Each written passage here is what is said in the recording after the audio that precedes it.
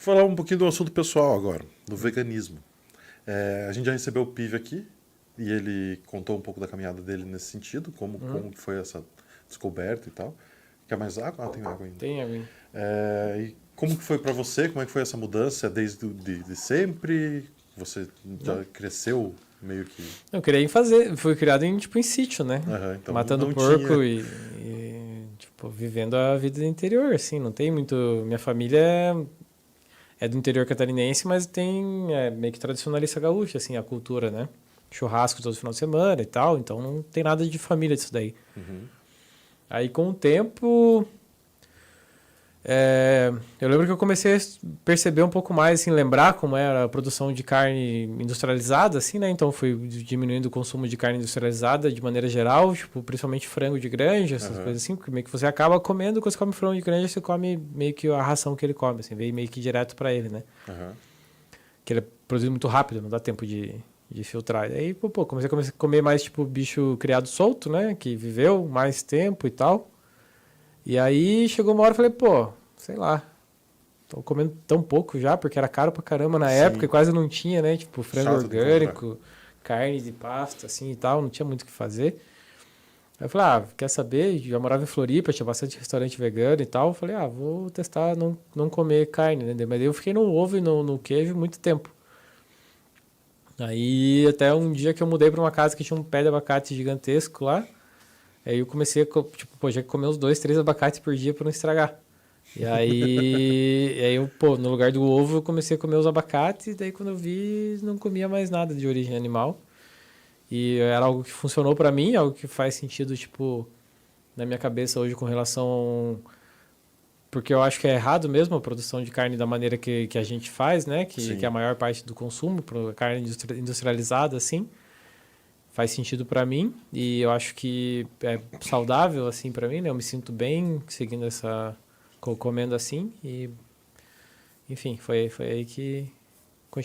Foi aí no pé de abacate que começou a parada O pé do de abacate é o veganismo. responsável. A gente vê alguns atletas de elite, obviamente de outros esportes também, que adotaram o estilo de alimentação vegano. Djokovic, Brady, eu coloquei alguns aqui. Isso você sente que tem uma diferença não só no seu dia a dia, mas na sua performance também. Sim, mas principalmente porque... Faz quantos anos que você eu sou vegetariano há 7 anos já, quase 7, e vegano há 2. Há 2 anos. E eu sinto que, eu curto me alimentar bem, sabe? Eu curto cozinhar, eu curto comer bem e curto comer saudável. Então, isso me ajuda, obviamente, né? Se eu tivesse outro tipo de... Se eu me alimentasse com produtos de origem animal e pensasse as mesmas coisas, talvez não tivesse tanta diferença de performance. Perfeito. Então, existem estudos para todos os lados, né? Eu acho que...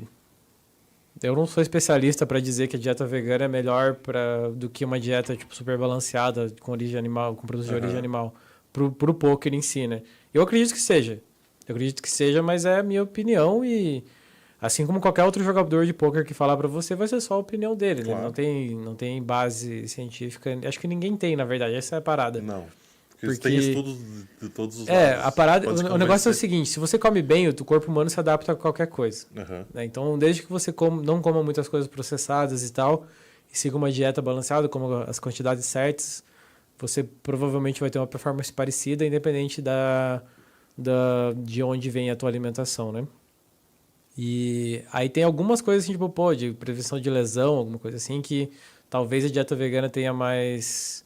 ou a alimentação vegana tenha mais benefícios, assim, mas eu não sei, não sou especialista nisso. Sim. Não pretende ser também, né? Não. Quer fazer o que é melhor pra você. É isso, porque, cara, não vai ter estudos suficientes pra comprovar uma parada dessas, acho que não na nossa geração, pelo menos, sabe? Cara, não, e eu tinha escrito esse roteiro e ontem eu tava assistindo um documentário off-poker, totalmente não pensando nessa nossa conversa de hoje, sobre o Bill Walton, que era um pivô da NBA dos anos 70, 80.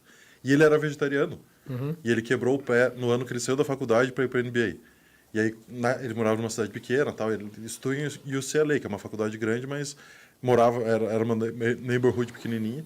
E ele quebrou o pé e, sendo vegetariano, a galera começou a falar: se você comesse um bife, você não tinha quebrado o pé, tal. Então é uma discussão que há muito tempo tá aí. E, tipo, tem lados a galera consegue defender o seu argumento há muito tempo de qualquer maneira. Vocês estiveram num podcast essa semana, Zona V, o nome. Até deixar aqui o convite pra galera que tá assistindo a gente para depois ir no YouTube procurar Zona V. Tava você, o Rei e o Pive.